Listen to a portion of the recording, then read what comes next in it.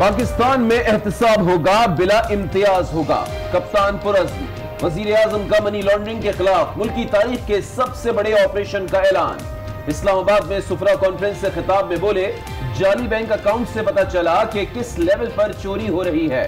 सिंध से चीखें आना शुरू हो गईं, ये चीखें मनी लॉन्ड्रिंग की हैं। फ्रॉड किस्म के माइंडसेट को अब बदलना होगा।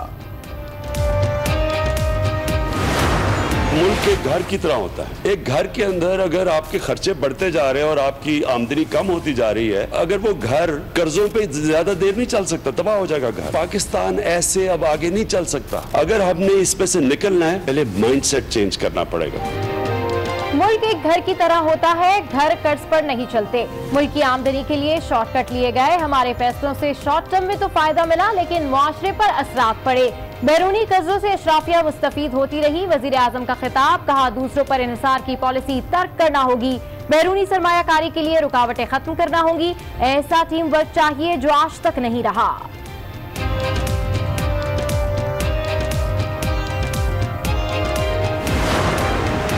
आपको, ना आपकी क़यादत को, ना आपकी लीडरशिप को, ना आपके वर्करों को कोई डरा सकता है, ना उनको कोई झुका सकता है। इस्लामाबाद में बहरे, गूंगे और अंधे लोग रहते हैं। अगर ये बात निकलेगी तो फिर दूर तक जाएगी। हमें कोई डरा सकता है, ना ही झुका सकता है। साबिक सदर आसिफ अली जरदारी ने मुखालफीन पर वाज़ेह कर दिया।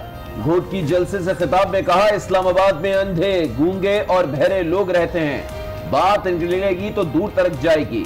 अगर तकलीफ इस बात की है कि सिंध में धांधली नहीं करा सके, तो कोशिश करके देख लें। हम मुकाबले के लिए तैयार हैं। भागने वाले नहीं, हम खून देने वाले हैं। ये बुज़दिल खान वाले भाग जाएंगे, हम तो नहीं भागेंगे। इंक्रिमिनेशन रिपोर्ट था जिसका एक सियासी मकसद था। अगर मेरा अकाउंटेबिलिटी 1 साल से शुरू हो सकता है, फिर कोई मुकद्दस कायम नहीं होना चाहिए। बिलावल भुट्टो का हुकूमत पर अपोजिशन के खिलाफ इंतकामी कार्रवाइयों का इल्जाम। बोले, अगर मेरा एहतसाब 1 साल की उम्र से हो सकता है तो मुल्क में कोई मुकद्दस गाय नहीं। ECL से डरने वाले नहीं, हम कहीं नहीं जाएंगे। कठपुतली हुकूमत भाग जाएगी। बिलावल भुट्टो ने मुराद अली शाह पर भी एतमाद का इजहार कर दिया।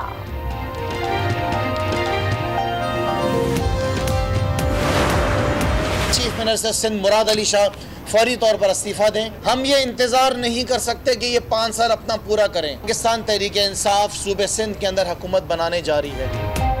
एहतसाब के मैदान में खिलाड़ियों की गुगली। पहले GIT में नाम डाला, फिर वजीर आला सिंध से इस्तीफे की डिमांड कर दी। तहरीक इंसाफ फ्रंट फुट पर आ गई। सिंध सरकार गिराने के लिए हर हद तक जाने का ऐलान। वजीर रेलवे ने भी तनकीदी ट्रेन दौड़ा दी। मुराद अली सेनेट में कायदे इस इख्तिलाफ। राजा जफरुल हक ने आसिफ जरदारी और बिलावल जरदारी का नाम ECL में शामिल करने को इंतकामी कार्रवाई करार दे दिया। कहते हैं ECL पर नाम डालने से पाकिस्तानी सियासत पर कोई फर्क नहीं पड़ेगा। सबको मालूम है GIT कौन बनाता है।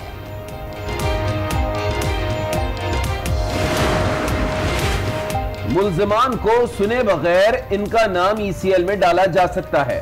एहतसाब का अमल इसी तरह चलना चाहिए। वजीर कानून फरोग नसीम की इस्लामाबाद में मीडिया से गुफ्तगू।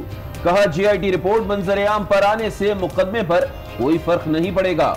मुल्जिमान को दिफा का पूरा हक है। कायदे हिज़्ब इख्तिलाफ की ज़ेर सदारत पब्लिक अकाउंट्स कमेटी का पहला इजलास। नैब के एहतसाब का शिकार शहबाज शरीफ को नैब हुक्काम की ब्रीफिंग। पीर तक तमाम केसेस की तफसीलात फराहम करने की यकीन दहानी। शहबाज शरीफ बोले, कमेटी ऐसा तासुर नहीं देगी जिससे लगे कि किसी इदारे पर दबाव डाला जा रहा है। लीगी दौर के ऑडिट पैराज देखने से इनकार। कहा, इसके लिए सब कमेटियां होंगी जिनका हिस्सा मैं नहीं बनूंगा।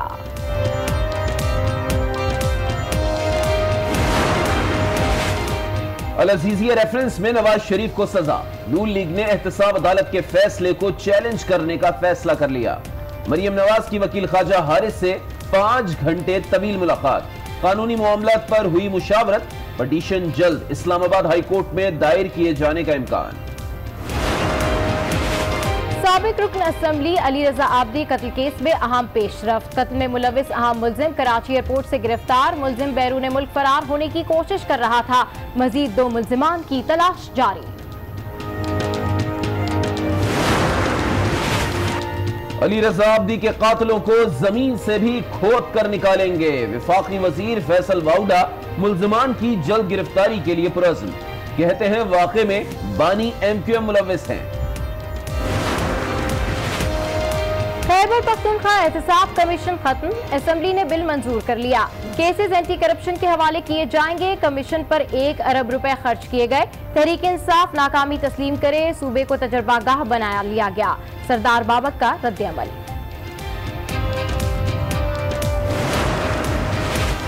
मालन जब्बा अराजी स्कैंडल में सीनियर सूबाई वजीर आतिफ खान ने नैब को तहरीरी जवाब जमा करा दिया। नैब की जानिब से जवाब की जांच पड़ताल शुरू। आतिफ खान कहते हैं जमीन की लीज हासिल करने वाली कंपनी रिश्तेदार की जरूर है, लेकिन ठेका उनके कहने पर नहीं दिया।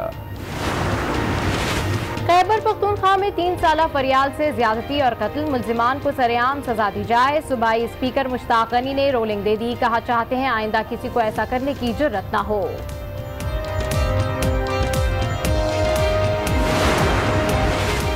वतन के दुश्मन अपने अंजाम को पहुंचने के करीब 176 अफराद को कत्ल करने वाले 22 दहशतगर्दों की मौत का परवाना जारी हो गया। आर्मी चीफ ने सजाए मौत की तौसीक कर दी। मुल्क की फिजाओं में उड़ान भरेगी एक और नई एयरलाइन। हुकूमत ने सियालकोट एयरपोर्ट से नई एयरलाइन चलाने की मंजूरी दे दी। सियाल एयरलाइन डोमेस्टिक फ्लाइट्स चलाने के लिए आइंदा बरस ऑपरेशनल हो जाएगी।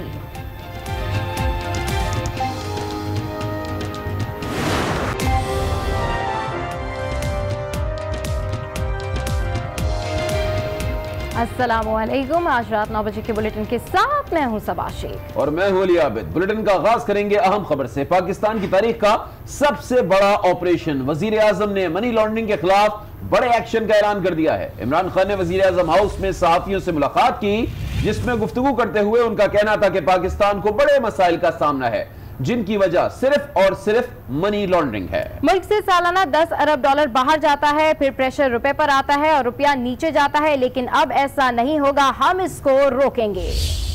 तब होगा और बिला इम्तियाज होगा, वजीर आजम इमरान खान ने बता दिया। मनी लॉन्ड्रिंग के खिलाफ मुल्क की तारीख के सबसे बड़े ऑपरेशन का ऐलान कर दिया। किस लेवल का पैसा चोरी होकर बाहर जा रहा है, तो इसके लिए हम पूरा यहाँ क्लैम डाउन कर रहे हैं। हम गवर्नमेंट से भी बात कर रहे हैं बाहर। हमने वेरियस MOU साइन किए हुए हैं। स्टेट डिपार्टमेंट अमेरिका का एस्टिमेट करता है कि 10 अरब डॉलर की सालाना मनी लॉन्ड्रिंग है। वजीर आजम हाउस में सहाफियों से गुफ्तगू में बोले, मनी लॉन्ड्रिंग की वजह से बड़े मसाइल का सामना है। स्टेट बैंक कहता है सालाना 10 अरब डॉलर मनी लॉन्ड्रिंग के जरिए बाहर जाता है। हम तारीख का सबसे बड़ा ऑपरेशन करने जा रहे हैं। सिंध से कल से चीखें आना शुरू हो गई हैं। ये चीखें मनी लॉन्ड्रिंग की हैं। जितना मुतमईन आज हूँ पहले नहीं था। आज़म ने मुल्क से गुर्बत के खात्मे के लिए बड़ा प्रोग्राम लाने का भी ऐलान किया। साथ ही IMF का जिक्र भी किया। कहा IMF के पास जाने की कोई जल्दी नहीं। IMF पाकिस्तान को बेहतर शराइत पर कर्ज देगा। IMF आमदन बढ़ाने और खर्चे कम करने पर जोर देता रहा है।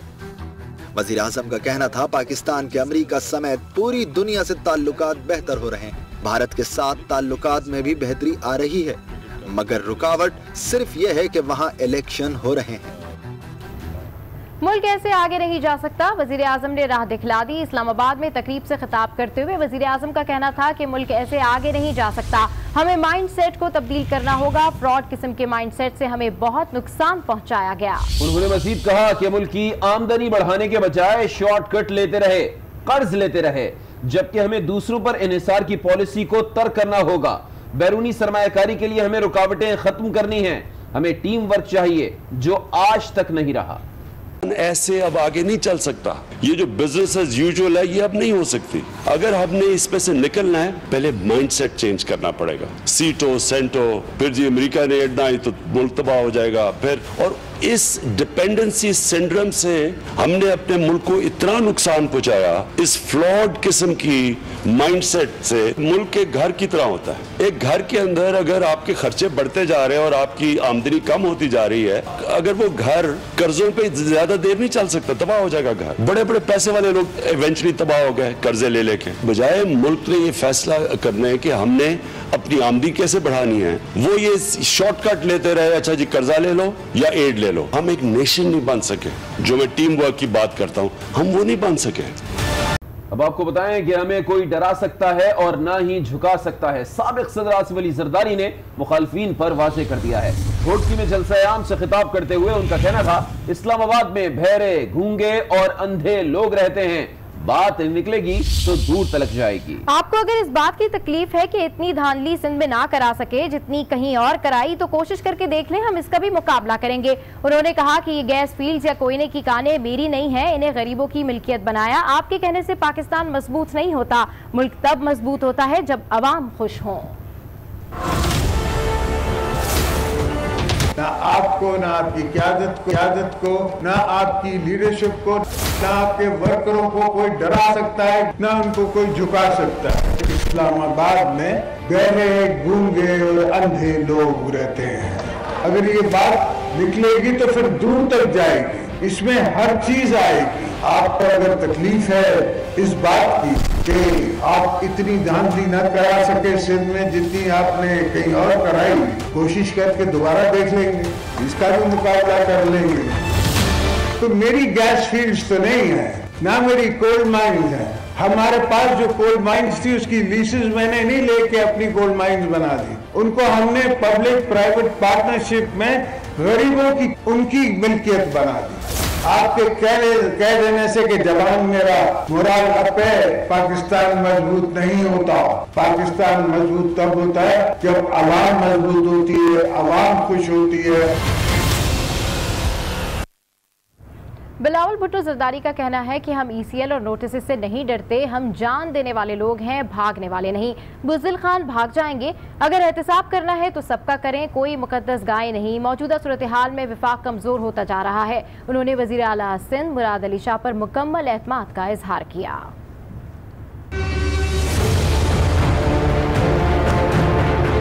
भागने वाले नहीं, हम कौन देने वाले हैं, ये बुज़दिल खान वाले भाग जाएंगे, हम तो नहीं भागेंगे। इतना जाली झूठी रिपोर्ट कभी भी नहीं पढ़ा हूँ, इतना वन साइडेड बायस कोई इन्वेस्टिगेशन रिपोर्ट तो नहीं था, इंक्रिमिनेशन रिपोर्ट था जिसका एक सियासी मकसद था। उस सियासी मकसद पॉलिटिकल इंजीनियरिंग का एक मकसद है। अगर मेरा अकाउंटेबिलिटी 1 साल से शुरू हो सकता है, फिर कोई मुकद्दस कायम नहीं होना चाहिए।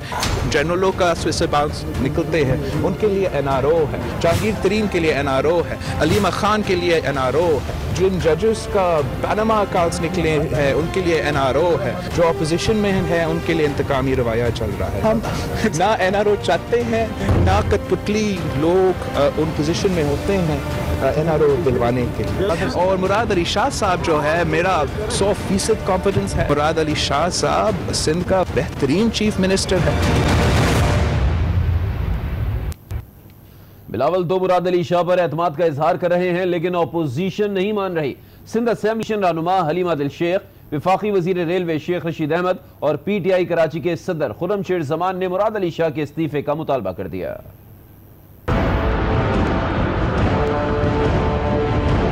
चीफ मिनिस्टर सिंध मुराद अली शाह फौरी तौर पर इस्तीफा दें। इतना बड़ा गंद निकला है कि आज जुल्फकार अली भुट्टो की कब्र भी जो है वो आंसू बहा रही है।